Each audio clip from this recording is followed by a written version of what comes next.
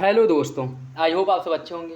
साथ ही हम लोग उत्तर प्रदेश ARO 2023 के लिए प्रैक्टिस सेट सॉल्व कर रहे थे और इस वीडियो में हम लोग जीएस वर्ड द्वारा पब्लिश किए गए प्रैक्टिस सेट को सॉल्व करेंगे जो आपके एग्जाम के पॉइंट ऑफ व्यू से बहुत ही महत्वपूर्ण है। और अभी जो प्रैक्टिस सेट सॉल्व कराया जा रहा है जीएस वर्ड द्वारा पब्लिश किया गया प्रैक्टिस सेट है, जिसके अंतर्गत हम लोग सामान्य अध्ययन पेपर फर्स्ट के महत्वपूर्ण प्रश्नों को सॉल्व करेंगे। तो यदि आप लोग चैनल पर नए हैं तो सब्सक्राइब कर लीजिए और बेल आइकन को प्रेस कर लीजिए, जिससे वीडियो के महत्वपूर्ण नोटिफिकेशन आप लोगों को मिलते रहें। वीडियो अगर अच्छा लगे तो लाइक करना बिल्कुल भी ना भूलें। अपने दोस्तों साथियों के साथ ज़रूर शेयर करें। वीडियो से रिलेटेड कोई भी फीडबैक हो, कोई सजेशन हो, कमेंट बॉक्स में दे सकते हैं।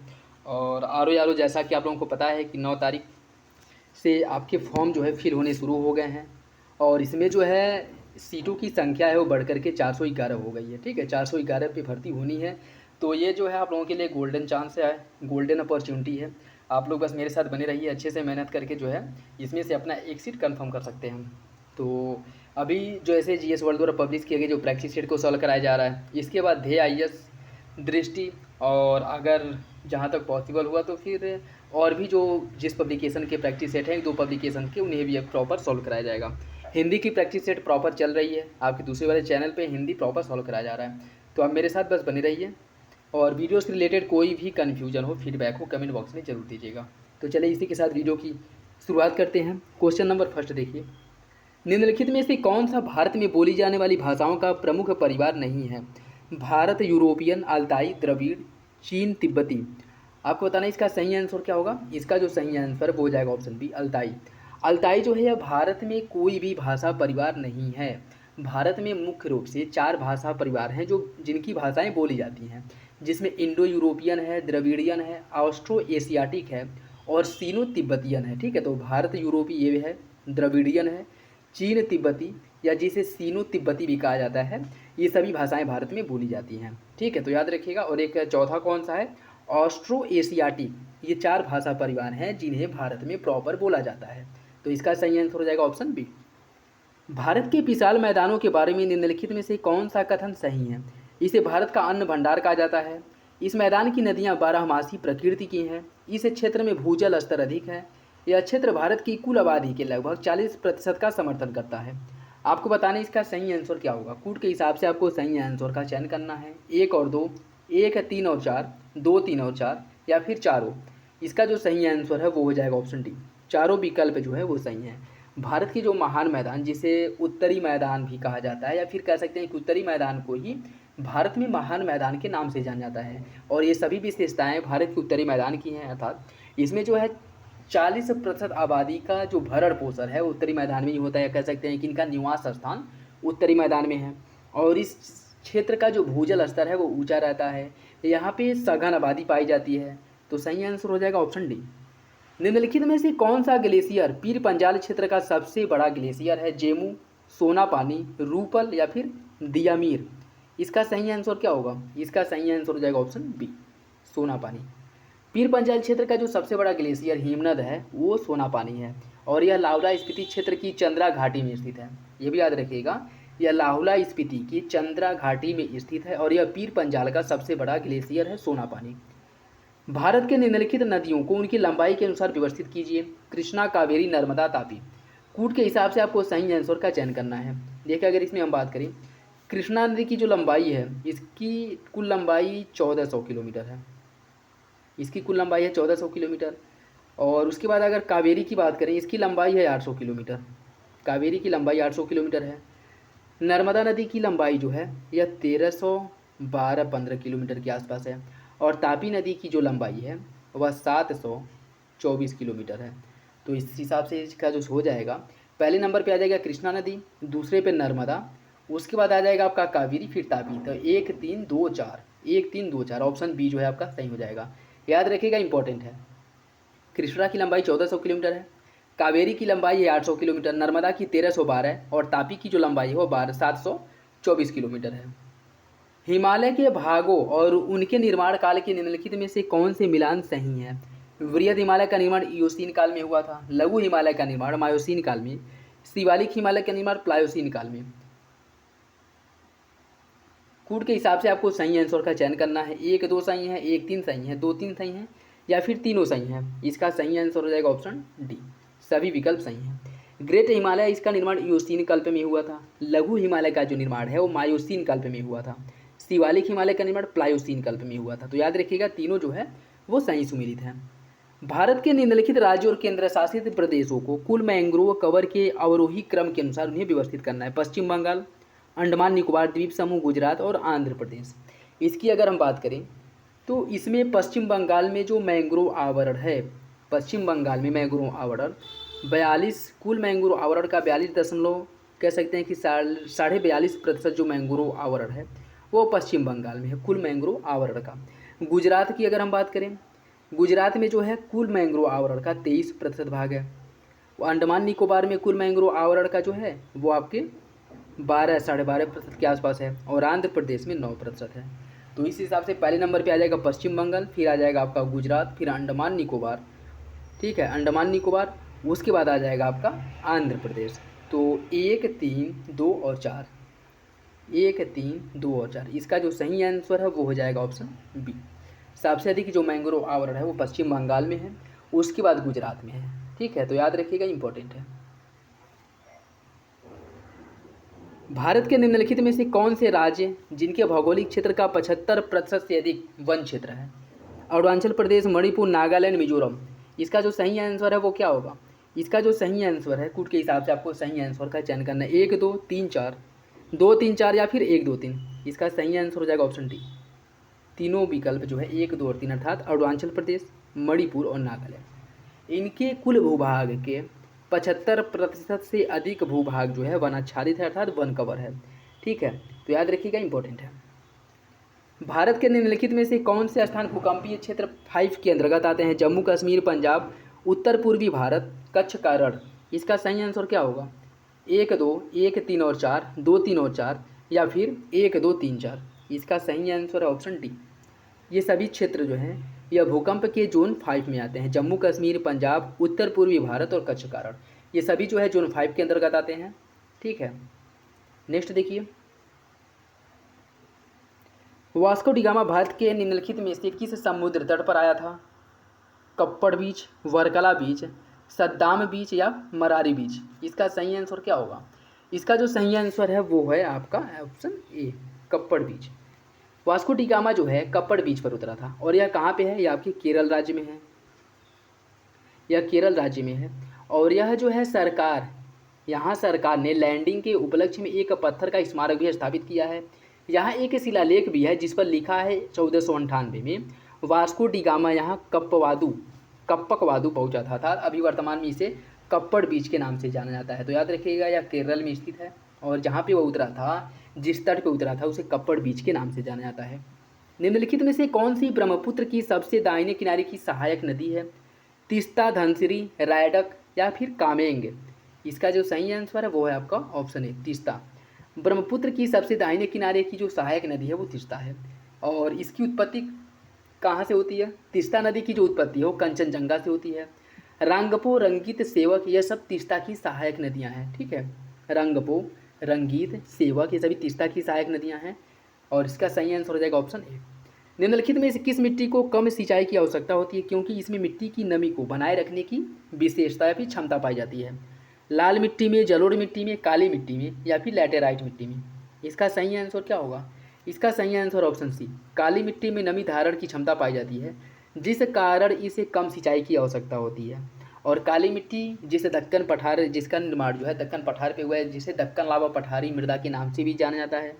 इसका जो निर्माण है ज्वालामुखी गतिविधियों के समय जब बड़े क्षेत्र में फैलाव मलबा के जमे हुए ठोस पदार्थ जो होते हैं इसके निक्षेपण से इस मृदा का निर्माण हुआ है। इसमें नाइट्रोजन प्रचुर मात्रा में पाया जाता है, आयरन और नाइट्रोजन इसमें प्रचुर मात्रा में पाया जाता है, ये भी याद रखिएगा। कूचिकल जलप्रपात भारत का सबसे ऊंचा जलप्रपात है और यह किस राज्य में स्थित है? कूचिकल जलप्रपात जो है उत्तर प्रदेश में है, उत्तराखंड में है, कर्नाटक में है या फिर तमिलनाडु में है। इसका सही आंसर ऑप्शन सी, कूचिकल जलप्रपात यह भारत का सबसे ऊंचा जलप्रपात है जो कर्नाटक राज्य में स्थित है। कूचिकल जलप्रपात कर्नाटक में है और यह किस नदी पे है? यह भी याद रखिएगा, यह वराही नदी पर है। कूचिकल जलप्रपात कर्नाटक में वराही नदी पर है, यह शिमोगा जिले में स्थित है और यह भारत का सबसे ऊंचा जलप्रपात है जिसकी ऊंचाई 1493 लगभग 1500 फीट के आसपास है। तो सही आंसर हो जाएगा ऑप्शन सी। मालवा के पठार में चंबल नदी द्वारा काटी गई गहरी खड्डों और नालियों को निम्नलिखित में से किस नाम से जाना जाता है? बरखान, बैडलैंड, मैदान या फिर हमादा। इसका जो सही आंसर वो हो जाएगा ऑप्शन बी। इसे बैडलैंड के नाम से जाना जाता है। चंबल का जो बीहड़ है, जो गहरी खड्डे खाइयाँ हैं, नालियाँ जो बन गई हैं, उसे बैडलैंड के नाम से जाना जाता है। चंबल का जो पठार है या चंबल नदी जो है यह मालवा के पठार में है और चंबल नदी द्वारा काटी गई गहरी खंडों और नालियों को बैडलैंड के नाम से जाना जाता है। और जैसा कि आप लोगों को पता है कि चंबल के जो डाकू हैं वो उनके छिपने के लिए आदर्श दशाएँ होती थी, क्योंकि वहाँ पे पुलिस के पहुँचने और उन्हें ढूंढने में बहुत ज़्यादा कठिनाइयाँ होती थी। तो इसका सही आंसर है ऑप्शन बी। भारत के कितने प्रमुख जैव भौगोलिक क्षेत्र हैं? 9, 10, 11 या फिर 12। इसका जो सही आंसर है वो हो जाएगा ऑप्शन बी। यहाँ पे क्या पूछा है? जैव भौगोलिक क्षेत्र पूछा है, ठीक है। तो कितना है? 10 हैं। और वो कौन कौन से हैं? ट्रांस हिमालय क्षेत्र है, हिमालय है, रेगिस्तान, पश्चिमी घाट है, दक्कन का पठार, गंगा का मैदान, उत्तर पूर्वी क्षेत्र, तटीय क्षेत्र और द्वीप समूह, उसके बाद आपका अर्ध शुष्क क्षेत्र है। तो भारत को 10 भौगोलिक क्षेत्रों में बांटा गया है, ठीक है। भारत को 10 जैव भौगोलिक क्षेत्रों में बांटा गया है। सही आंसर हो जाएगा ऑप्शन बी। परमाणु ऊर्जा स्टेशनों और उनसे संबंधित राज्यों के निम्नलिखित में से कौन से मिलान सही हैं? तारापुर परमाणु ऊर्जा केंद्र महाराष्ट्र में है, नरौरा उत्तर प्रदेश में है, कुडनकुलम परमाणु ऊर्जा संयंत्र है केरल में और काकरापारा परमाणु ऊर्जा संयंत्र है असम में। आपको बताना है इसमें कौन सही रूप से सुमेलित है। कूट के हिसाब से आपको सही आंसर का चयन करना है। 1 और 2, 2 और 3, 2 और 4 या फिर 1, 2, 3, 1, 2, 1, 3 और 4। इसका जो सही आंसर वो हो जाएगा ऑप्शन ए। पहला दूसरा सही है, तीसरा चौथा सही है। देखिए तारापुर जो है महाराष्ट्र में है, नरौरा उत्तर प्रदेश में है, कुडनकुलम जो परमाणु ऊर्जा संयंत्र है वह केरल में नहीं तमिलनाडु में है और काकरापारा परमाणु ऊर्जा संयंत्र यह असम में नहीं गुजरात में है। तो सही आंसर हो जाएगा ऑप्शन ए। बांग्लादेश में गंगा नदी की मुख्य शाखा को किस नाम से जाना जाता है? जमुना, पद्मा, मेघना या फिर कालिंदी। इसका सही आंसर ऑप्शन बी। बांग्लादेश में इसकी गंगा की जो प्रमुख शाखा है या मुख्य शाखा है उसे पद्मा के नाम से जाना जाता है। इसका सही आंसर हो जाएगा ऑप्शन बी। पंजाब हरियाणा के मैदान की दोआब और नदियों के बीच उनके स्थान के संबंध में निम्नलिखित में से कौन सा कथन सही है? बारी दोआब या ब्यास और रावी के मध्य में स्थित है, बिष्ट दोआब ब्यास और सतलज, रचना दोआब रावी और चेनाब, छज दोआब चिनाब और झेलम। आपको बताना है कौन सही सुमेलित है। 1 और 4, 1, 3, 1, 2 और 3, 2, 3 और 4 या फिर सभी। इसका जो सही आंसर है वो हो जाएगा ऑप्शन डी। सभी विकल्प सही है, यह इंपॉर्टेंट है। इससे रिलेटेड क्वेश्चन आर में पिछले साल या 1-2 साल पहले जो है पूछा गया था, ठीक है। तो ये आपके लिए इंपॉर्टेंट याद रखिएगा। बारी दोआब जो है वह ब्यास और रावी नदियों के मध्यवर्ती क्षेत्र को बारी दोआब के नाम से जाना जाता है, ठीक है। ऐसे आप यह नाम से याद रख सकते हैं, बारी, ब्यास और रावी, ठीक है। इसमें ब्यास में पहला जो बो आ गया है और लास्ट का जो रावी नदी है वह लास्ट में आ गया है, तो बारी हो गया है, ठीक है। बारी दोआब ब्यास और रावी नदियों के मध्यवर्ती क्षेत्र में स्थित है। बिष्ट दोआब जो है ब्यास और सतलज के मध्यवर्ती क्षेत्र को बिष्ट दोआब के नाम से जाना जाता है। रचना दोआब रावी और चिनाब की मध्यवर्ती क्षेत्र को रचना दोआब के नाम से जाना जाता है और चिनाब और झेलम के मध्यवर्ती क्षेत्र को छज दोआब के नाम से जाना जाता है। तो इसका सही आंसर हो जाएगा ऑप्शन डी। निम्नलिखित में से कौन सा पर्वतीय दर्रा भारत, चीन और म्यांमार के ट्राई जंक्शन पर स्थित है या फिर उसका ट्राई जंक्शन बनाता है? नाथुला, जेलेपला, बोमडीला या फिर दीफू। इसका सही आंसर क्या है? इसका सही आंसर हो जाएगा ऑप्शन डी। दीफू दर्रा जो है यह भारत, चीन और म्यांमार के ट्राई जंक्शन पर स्थित है। इन तीनों देशों का ट्राई जंक्शन बनाता है। दीफू दर्रा जो है भारत, चीन और म्यांमार की यात्रा सीमाओं पर एक पहाड़ी दर्रा है जो मैकमोहन रेखा पर अरुणाचल प्रदेश में स्थित है। तो सही आंसर है ऑप्शन डी। निम्नलिखित कथनों पर विचार कीजिए। सभी उत्तर पूर्वी राज्य विदेशों के साथ सीमा साझा करते हैं। अरुणाचल प्रदेश एकमात्र राज्य है जो 3 देशों के साथ सीमा बनाता है। आपको बताना इसका सही आंसर क्या होगा। केवल 1, केवल 2, 1 और 2 दोनों या इनमें से कोई नहीं। इसका जो सही आंसर है वो हो जाएगा ऑप्शन सी। दोनों विकल्प सही हैं। सिक्किम की अगर हम बात करें तो यह नेपाल, भूटान और चीन के साथ सीमा साझा करता है। अरुणाचल प्रदेश भूटान, चीन और म्यांमार के साथ। नागालैंड म्यांमार के साथ। मणिपुर यह भी म्यांमार के साथ। मिजोरम भी म्यांमार के साथ और त्रिपुरा जो है बांग्लादेश के साथ। तो यह जो है अपना सीमा साझा करते हैं।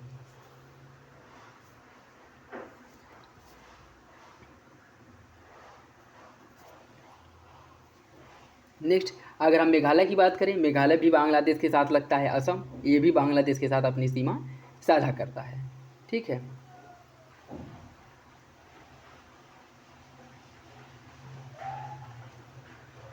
डेल्टा मैदान की अपलैंड अर्थात ऊंची और दलदली भूमि को निम्नलिखित में से किस जोड़ी के नाम से जाना जाता है? धया दोआब, कांकड़ रोही, चर बिल, उपरोक्त में से कोई नहीं।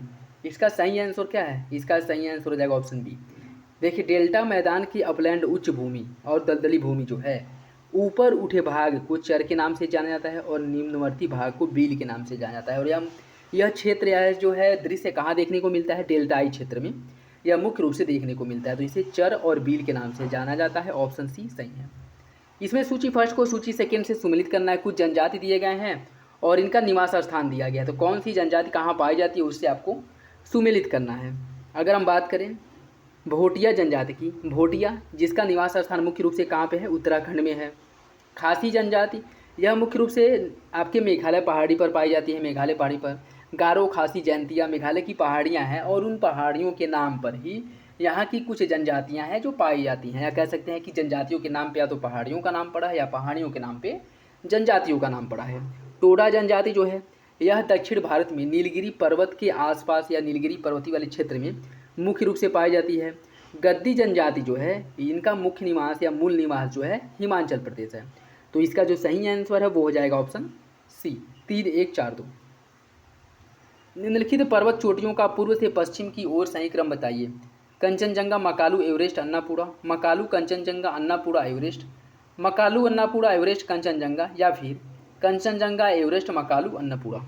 इसका जो सही आंसर है वो हो जाएगा आपका ऑप्शन ए, कंचनजंगा। यह क्या पूछ रहा है? पश्चिम से, यह पूर्व से पश्चिम की ओर पूछ रहा है, ठीक है, पूर्व से पश्चिम की ओर इनका क्रम पूछ रहा है। तो कंचनजंगा, मकालू, एवरेस्ट, अन्नापुरा, यह जो है पश्चिम से पूर्व सही क्रम है। ऑप्शन ए सही है। निम्नलिखित में से कौन सा सही सुमिलित नहीं है? भगवान महावीर या मोल्लेम राष्ट्रीय उद्यान, यह गोवा में स्थित है। बेतला राष्ट्रीय उद्यान है उड़ीसा में। कैबुल लामजाओ राष्ट्रीय उद्यान मणिपुर में है। और वांसदा राष्ट्रीय उद्यान गुजरात में है। आपको बताना है कौन गलत है। इसका जो सही आंसर है वो हो जाएगा ऑप्शन बी, बेतला राष्ट्रीय उद्यान जो है यह उड़ीसा में नहीं है। बेतला जो राष्ट्रीय उद्यान है यह आपके झारखंड राज्य में स्थित है, ठीक है। और इसे जो है 1974 में प्रोजेक्ट टाइगर के अंतर्गत शामिल किया गया था, यह भी याद रखिएगा। ऑप्शन बी आपका सही है। प्रोजेक्ट एलिफेंट की शुरुआत कब की गई थी? 1990, 92, 94 या फिर 96? इसका जो सही आंसर है वो हो जाएगा आपका ऑप्शन बी। 1992 ईस्वी में प्रोजेक्ट एलिफेंट की शुरुआत की गई थी और 1973 ईस्वी में प्रोजेक्ट टाइगर की शुरुआत की गई थी। अगस्त्य मलाई बायोस्फीयर रिजर्व निम्नलिखित में से किस राज्य में स्थित है? तमिलनाडु, कर्नाटक, केरल या फिर आंध्र प्रदेश? इसका सही आंसर क्या होगा? 1 और 2, 1 और 2, 2 और 3, 1 और 3 या फिर 1 और 4? बताइए इसका सही आंसर क्या होगा? इसका जो सही आंसर है वो हो जाएगा ऑप्शन सी, 1 और 3। अगस्त्यमलाई बायोस्फीयर रिजर्व जो है यह पश्चिमी घाट के दक्षिणी छोर पर स्थित है और यह उसके कुल 3500 वर्ग किलोमीटर को कवर करता है। और अगर इसकी हम बात करें तो यह तमिलनाडु के तिरुनेलवेली और कन्याकुमारी जिले तथा केरल के तिरुवनंतपुरम और कोल्लम जिले को कवर करता है। अर्थात इसका जो विस्तार है वह केरल और तमिलनाडु राज्य में है। अगस्त्यमलाई बायोस्फीयर रिजर्व का विस्तार केरल और तमिलनाडु राज्य में है। केरल एंड तमिलनाडु राज्य में है अगस्त्यमलाई टाइगर रिजर्व का विस्तार। हेमिस नेशनल पार्क किस राज्य या केंद्र शासित प्रदेश में? अंडमान निकोबार, लद्दाख, जम्मू कश्मीर या उत्तराखंड? इसका सही आंसर हो जाएगा ऑप्शन बी। हेमिस राष्ट्रीय उद्यान जो है नेशनल पार्क जो है आपके लद्दाख में है, जो हिम तेंदुए के लिए विश्व स्तर पर प्रसिद्ध है और दुनिया में किसी भी संरक्षित क्षेत्र हिम तेंदुए का घनत्व तो यहाँ सबसे अधिक पाया जाता है, ये याद रखिएगा। ऑप्शन बी सही हो जाएगा। राष्ट्रीय वन्यजीव बोर्ड NBWL की अध्यक्षता किसके द्वारा की जाती है? केंद्रीय पर्यावरण मंत्री द्वारा, राष्ट्रपति द्वारा, प्रधानमंत्री द्वारा या फिर भूतपूर्व CGI ऑफ इंडिया द्वारा? इसका सही आंसर ऑप्शन सी, प्रधानमंत्री द्वारा इसकी अध्यक्षता की जाती है। National board of wild life यह भारत में वन्यजीव से संबंधित मामलों की सर्वोच्च निकाय है जिसकी अध्यक्षता प्रधानमंत्री द्वारा की जाती है। इसके अगर गठन की बात करें, इसका गठन किया गया था 2003 में। 2003 में इसका गठन किया गया था और इसका जो गठन है वह वन्यजीव संरक्षण अधिनियम 1972 की धारा 5A के तहत किया गया था, ठीक है, ये भी याद रखिएगा, इंपॉर्टेंट है। DRR 45 किसकी किस्म है? गेहूं की, धान की, अरहर की या फिर चना की? इसका जो सही आंसर है वो हो जाएगा ऑप्शन बी, धान की। यह DRR 45 धान की एक किस्म है। ओरंग टाइगर रिजर्व निम्नलिखित में से किस राज्य में स्थित है? असम, जम्मू कश्मीर, उत्तराखंड या फिर लद्दाख? इसका सही आंसर ऑप्शन है असम में स्थित है ओरंग राष्ट्रीय उद्यान, ओरंग टाइगर रिजर्व। इसकी स्थापना 1985 ईस्वी में की गई थी। 1985 में इसकी स्थापना की गई थी और इसे जो है यह दरांग और सोनितपुर ज़िले को कवर करता है। ब्रह्मपुत्र नदी के उत्तरी तट पर स्थित है और असम में राज्य में है। राजस्थान के वे जिले कौन से हैं जो अंतर्राष्ट्रीय सीमा पर हैं? श्रीगंगानगर, बीकानेर, जैसलमेर एवं बाड़मेर, या श्रीगंगानगर, जोधपुर, जैसलमेर एवं जालौर? श्रीगंगानगर, जोधपुर, बीकानेर एवं जालौर, या फिर जालौर, जैसलमेर, बाड़मेर और बीकानेर? इसका सही आंसर ऑप्शन है श्रीगंगानगर, बीकानेर, जैसलमेर और बाड़मेर। यह ऐसे जिले हैं राजस्थान के जो अंतर्राष्ट्रीय सीमा पर स्थित हैं। ऑप्शन ए सही हो जाएगा। और ये सभी जो है पाकिस्तान के साथ अपनी सीमा साझा करते हैं। ऑप्शन ए सही है। निम्नलिखित में से किस झील में कौन सी झील बिहार निम्नलिखित में से कौन सी झील बिहार में है, ये आपको बताना है। अनूप झील, सांभर झील, सुखना झील या फिर कांकरिया झील? इसका जो सही आंसर है वो क्या होगा? इसका जो सही आंसर दोस्तों वो हो जाएगा ऑप्शन ए, अनुपम झील जो है आपके बिहार में स्थित है। कैमूर वन्यजीव अभयारण्य बिहार के कैमूर जिले में भभुआ शहर के पास स्थित है। सांभर झील जो है यह कहाँ पे है? यह आपके राजस्थान में है। सांभर झील है राजस्थान में। और अगर हम बात करें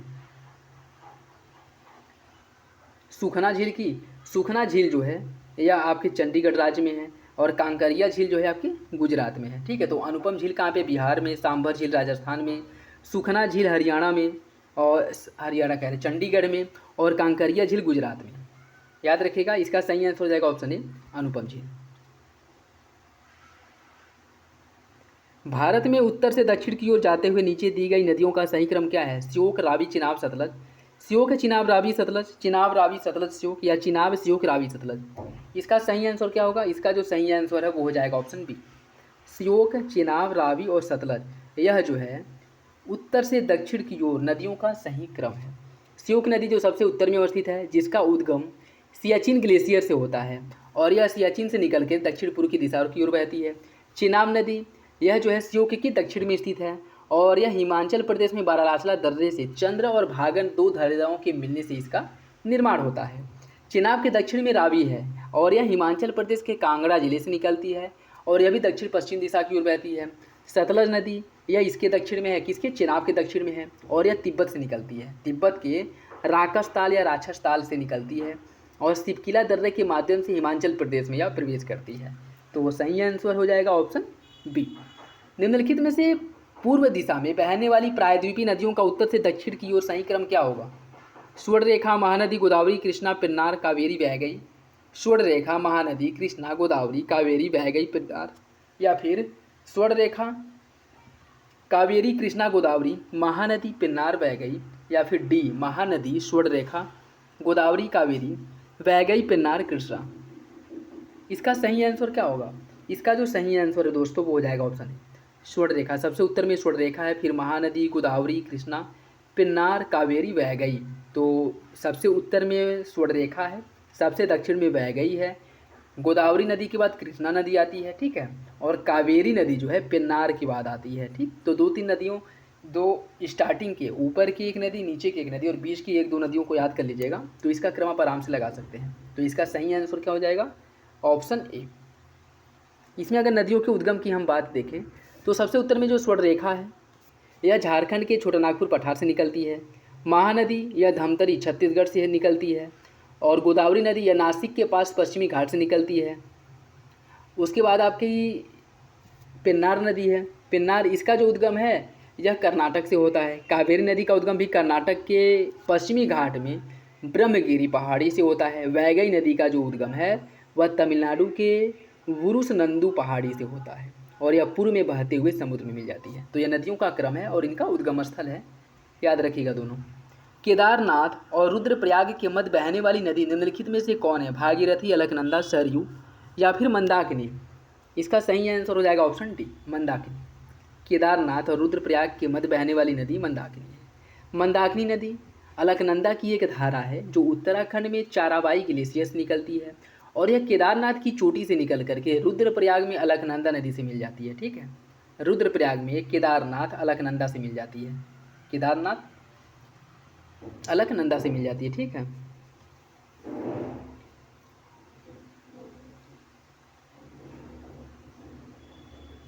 भारत की पहली नदी झील लिंक परियोजना कहाँ प्रारंभ किया गया था? भारत की पहली नदी झील लिंक परियोजना कहाँ प्रारंभ किया गया था? श्रीनगर जम्मू कश्मीर, बनारस उत्तर प्रदेश, हरपुरा मध्य प्रदेश या फिर अलीपुर पश्चिम बंगाल।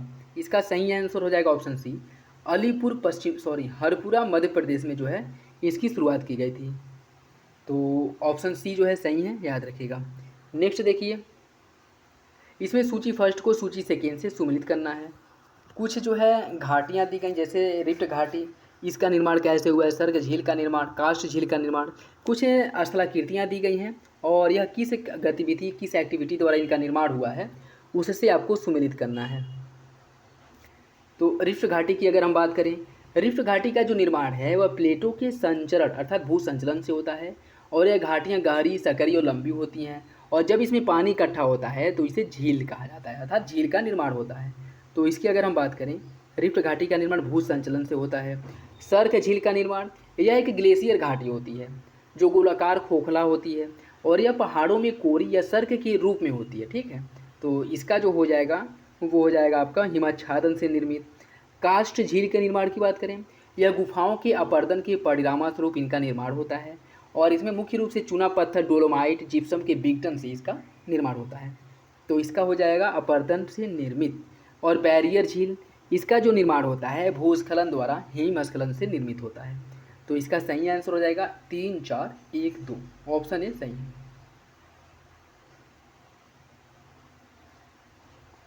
मुल्ला पेरियार बांध के जल को लेकर किन राज्यों के मध्य विवाद है? केरल और कर्नाटक, तमिलनाडु और कर्नाटक, केरल और तमिलनाडु या फिर केरल, तमिलनाडु और कर्नाटक। इसका सही आंसर हो जाएगा ऑप्शन सी, केरल और तमिलनाडु के मध्य जो है मुल्ला पेरियार बांध को लेकर के झगड़ा है। इसका निर्माण कब किया गया था? इसका निर्माण 1887 ईस्वी में हुआ था और यह जो है केरल और तमिलनाडु के बीच इसके जल को लेकर के झगड़ा हुआ है। बेतवा नदी उत्तर प्रदेश के किस जिले में यमुना नदी से मिल जाती है? हमीरपुर, इटावा, झांसी या फिर बादा। इसका सही आंसर क्या होगा? इसका जो सही आंसर हो जाएगा ऑप्शन ए, बेतवा नदी उत्तर प्रदेश के हमीरपुर जिले में यमुना नदी में मिल जाती है, ऑप्शन ए सही है।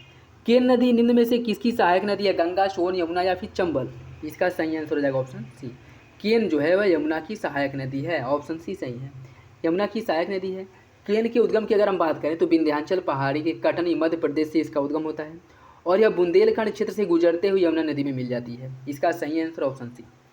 चक्रवात आसानी का संबंध किस राज्य से है? उड़ीसा, पश्चिम बंगाल, आंध्र प्रदेश या उपरोक्त में से सभी। इसका सही आंसर हो जाएगा ऑप्शन डी, सभी राज्य जो है चक्रवात आसानी से प्रभावित हुए थे, ऑप्शन डी सही है।